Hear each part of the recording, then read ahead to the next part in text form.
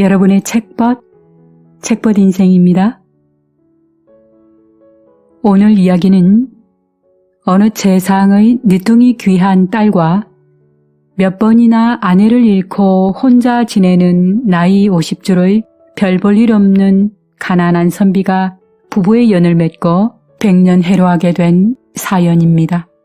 자, 그럼 함께 이야기 속으로 들어가 보시겠습니다.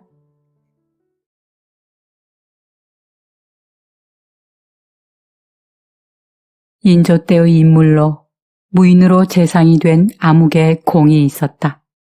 이 공은 오래도록 조정의 명망이 높아 국법을 다루는 부서를 맡고 판중 추부사라는 자리를 맡고 있었다. 그의 여러 아들도 나란히 조정의 반열에 올랐고 사위 두 사람도 시종 벼슬을 하는 등 문벌이 좋아 당대에 견줄 때가 드물었다. 이 공은 담장 하나를 사이에 둔 이웃으로 장생이라는 사람과 가까이 지내고 있었는데 나이 쉰에 거듭 아내를 잃어 가난하게 지내는 장생을 늘 안쓰럽게 생각하며 이따금 필요한 재물을 챙겨주곤 하였다.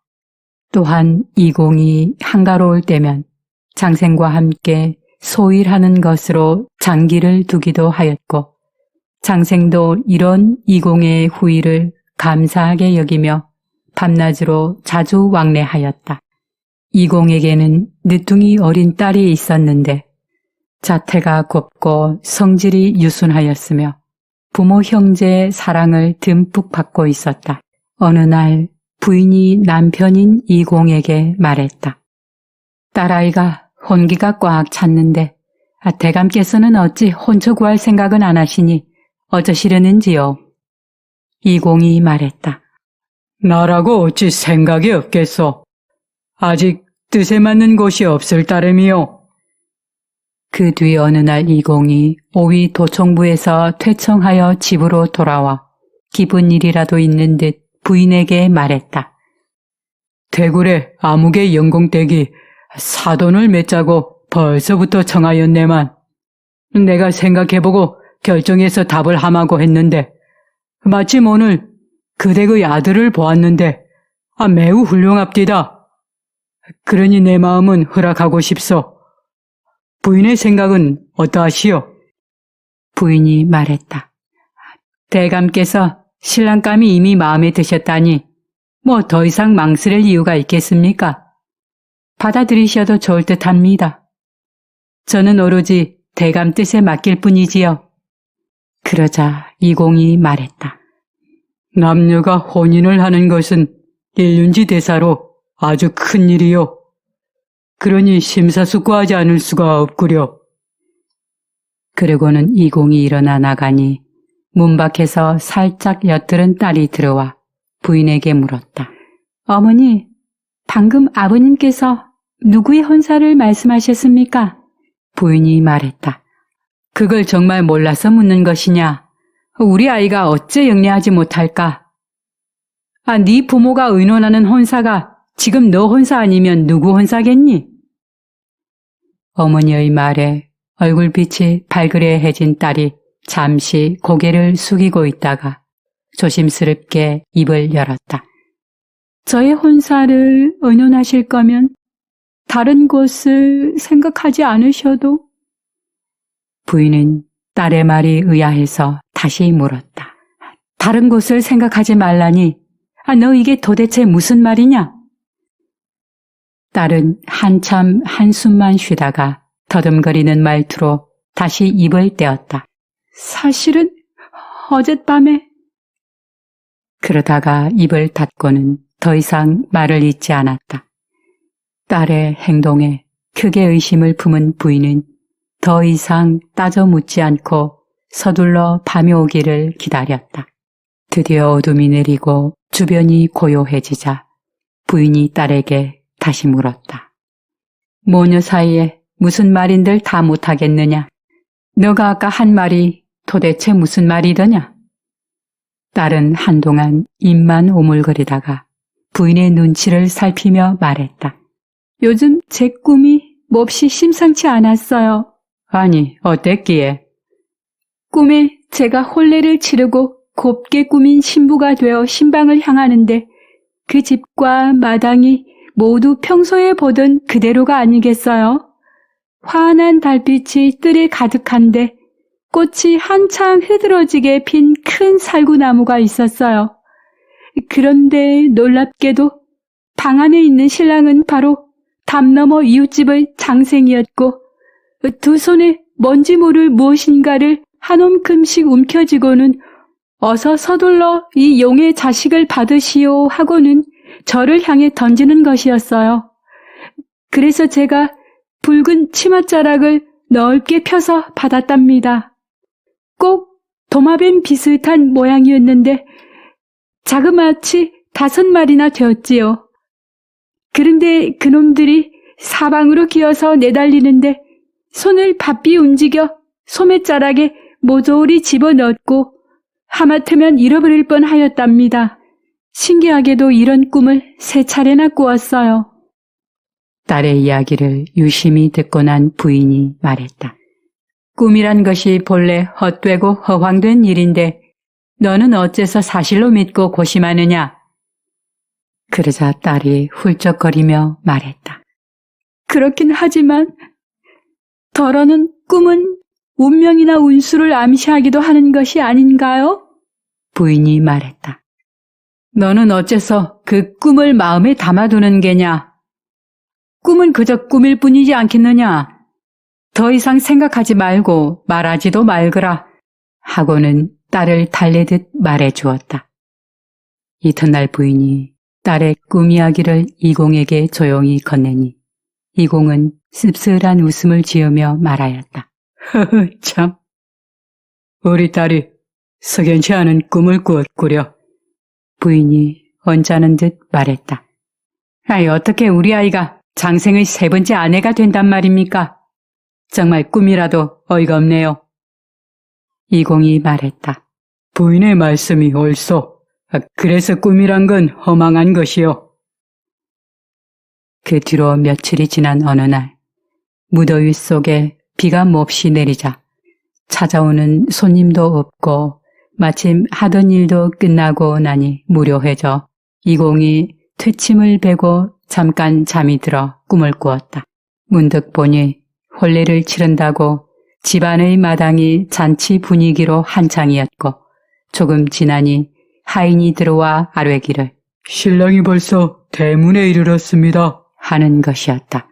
이공이 의관을 갖추고 얼른 나가 신랑을 맞고 보니 바로 이웃의 장생이었다. 혼례가 시작되어 막 신랑이 기러기를 올리려는 순간 갑자기 기지개를 켜며 이공이 깨어났고 한바탕 꿈이었음을 알았다. 그러나 비록 꿈속의 일이었으나 너무 생생하였다. 당황한 이공은 그저 멍한 상태로 생각을 추스르지 못하였으나 한참 뒤에야 비로소 혼자 중얼거렸다. 딸아이가 꾼 꿈과 신기하게 들어맞으니 에이 무슨 조짐이란 말인가? 혹시 그 아이의 인연이 이미 정해졌다는 것인가? 또 어찌 그렇게도 실제 광경과 다를 바 없이 또렷하단 말인가? 그러고는 또 혼잣말을 하였다. 과연 하늘이 정해주신 인연이란 말인가? 그렇다면 이것은 분명 사람의 힘으로 어찌 여기겠는가? 하고는 이공은 즉시 하인을 불러 장생에게 말을 전하게 하였다. 비도 오고 할 일도 별로 없을 텐데 왜 장기 들어오지 않는가? 장생이 즉시 달려오자 그와 함께 장기를 두기 시작해 몇 판이 끝난 뒤 이공은 술상을 내오게 하여 대작하다가 장생에게 물었다. 요새 빗속에 양식이며 땔감이며 가난한 집의 걱정이 더욱 커졌을 것인데 어찌하고 있는가? 장생이 대답했다. 제 처지에 무슨 말을 할 수 있겠습니까? 그렇지 않아도 죽은 아내의 기일이 벌써 며칠이 지났습니다. 이공이 말했다.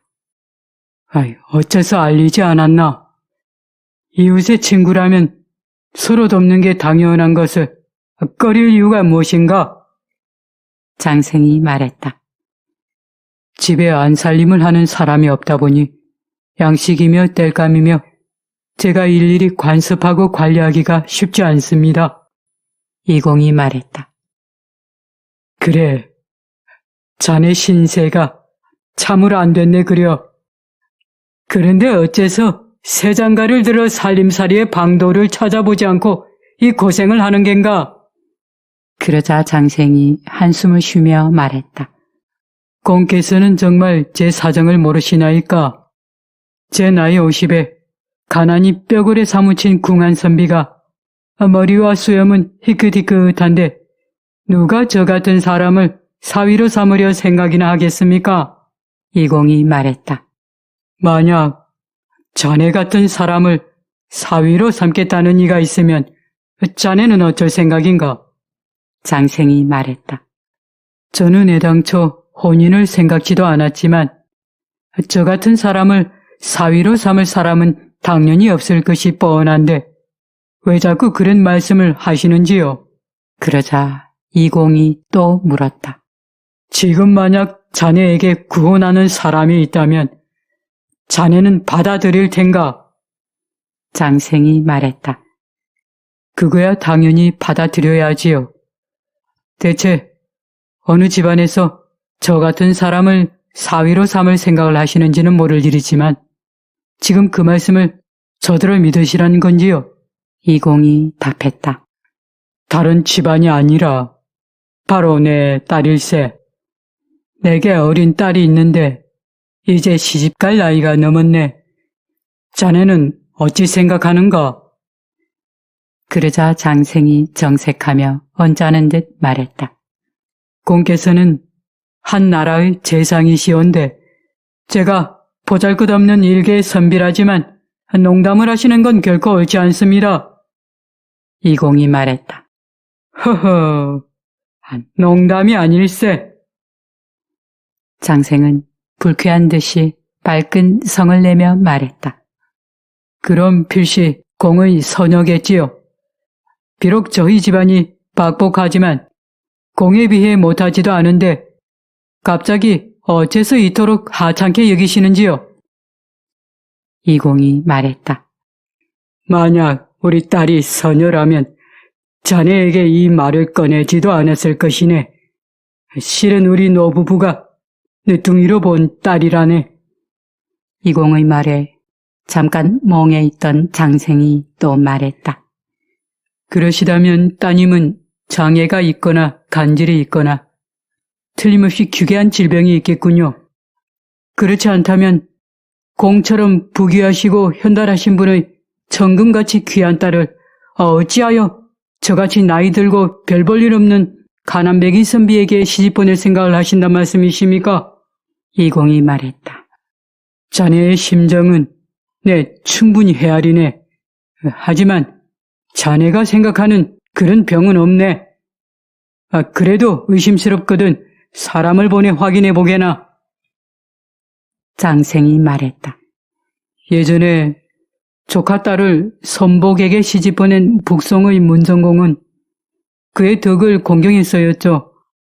저는 가난한 데다 옛사람과 같은 덕도 갖추지 못하였는데 저에겐 분수에 넘치는 일이지요. 공께서는 저의 어떤 면을 잘 보셨는지 참으로 궁금합니다. 이공이 말했다. 그거야 내 나름으로 생각하는 게 있으니 자네는 의심하지 말기를 바라네. 장생이 말했다. 공께서 진심으로 하신 말씀이라면 실로 저에게는 바랄 수 없는 큰 복이지요. 그리고 소생을 생각해 주시는 공의 뜻에 끝내 제가 감격하지 않을 수가 없습니다. 장생의 말에 이공이 기뻐하며 말했다. 그럼 자네가 이미 허락한 것으로 내 알고 곧 홀레나를 잡는 것이 좋겠네. 하고는 그 자리에서 바로 장생의 사주를 물었다. 그리하여 일관을 불러 나를 잡으니 길일이 9월 중이었다. 그 일 이후 이공은 더 이상 장생을 부르지 않았고 장생 역시도 이공의 집에 찾아가지 않았다. 그러고도 장생은 이공의 속마음을 도무지 헤아릴 수가 없어 온갖 의구심과 염려로 잔뜩 고심하였다. 장생의 집에는 나이든 여자 종 하나가 있었는데 평상시에도 시도 때도 없이 이공의 집에 드나들곤 했다. 장생이 어느 날 그녀를 불러 물었다. 이공댁의 아가씨에게 혹시 무슨 병이 있다는 얘기를 못 들었느냐? 병이라니요. 눈은 샛별처럼 빛나고 뽀얀 동실한 얼굴에 목소리는 꾀꼬리같이 곱고 건강미가 넘친답니다. 또 아가씨는 길쌈이며 바느질이며 무슨 일이든 솜씨가 빼어나다더군요. 종의 말에 장생이 말했다. 숨기고 있는 병이 있다는 사람도 있으니 이거 정말 알 수가 없구나. 장생은 이렇게 끝내 의구심을 떨쳐내지 못했다. 혼례 날짜가 임박해 오던 7월 말에 장생은 고향의 고모 초상을 당하였는데 상이 끝나기 전에는 혼례를 치를 수가 없어서 다시 날을 받으니 다음 해의 3월 중순쯤이었다. 그 뒤로 또 혼례 날짜가 임박하였을 때 이번에는 이공의 집에 일이 생겨 혼례를 치를 수 없게 되자 결국은 임시거처에서 혼례를 치르게 되었다. 혼례 당일이 되어 신랑을 초례상으로 인도하는데 왜소하고 마른 체격에 얼굴빛은 검었으며 모지라진 수염은 반백인데다 나이보다 더 늙어 보이는 모습은 손으로 움킬 수 있을 듯한 정도였다.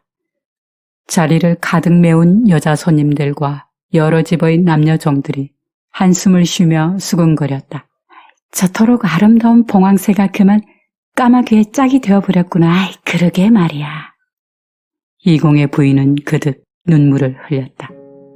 이날 밤 신부가 신방으로 들어가려다 보니 마당의 뜰에는 살구꽃이 흐드러지게 피어있고 환한 달빛이 가득 비추고 있었다.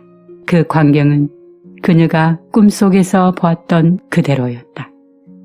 과연 전생에 내 운명이 이미 이렇게 정해져 있었구나 하며 그녀는 서글픈 마음에 눈물을 흘렸다. 이렇게 하여 이공의 늦둥이 귀한 딸을 세 번째 아내로 맞은 장생은 연달아 아들 5을 두었고 70살이 된 후에는 당상관에 올랐는데 그 자격은 국왕을 가까이 모시는 신하의 부치인이라는 것이었다. 그리고 90살까지 살면서 연달아 벼슬을 받았는데 그것은 장수한 사람에게 주는 자격이었다. 또한 5 아들이 모두 과거에 급제하자 숭정대부로 품계가 오르는 은전을 받고 지사 벼슬도 하였다. 한편 이공의 딸은 장생과 연을 맺고 40여 년을 부부로 살면서 일품 부인에 봉해졌다. 장생의 자손들은 모두 번성하여 문과에 급제한 자손들은 임금을 가까이 모시는 벼슬에 그리고 무과에 오른 자손들은 병마절도사로 모든 자손들이 명망이 높았다고 전해진다.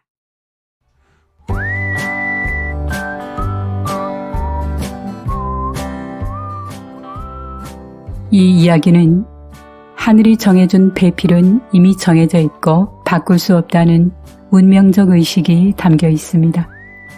이공의 딸과 장생의 인연은 부부가 백년해로하였을 뿐만 아니라 자손이 잘 되었으며 가문도 번창하였고 그야말로 인생에 필요한 것들이 두루 잘 갖추어졌다는 점에서 천생인연 최고의 배필이란 말이 딱 맞는 것 같습니다.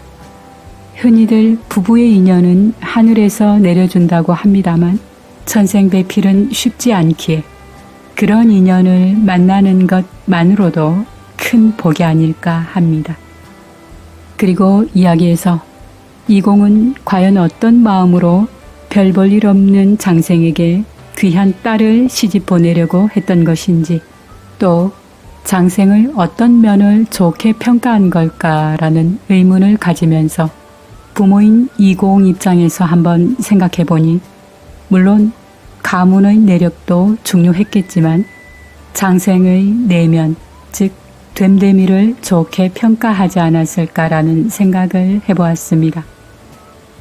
혼인에 앞서 배우자의 선택은 아름다운 외형에 물질적인 풍요가 함께하는 조건이면 더할 나위 없이 좋겠지만 부부가 함께 멋진 인생을 완성해 나가야 하는 만큼 먼저 서로의 진심이 통하는지 그리고 어진 성품인지를 알아내는 안목과 나에게 맞는 천생 인연을 선택할 줄 아는 지혜 또한 필요하다는 생각 가져봅니다.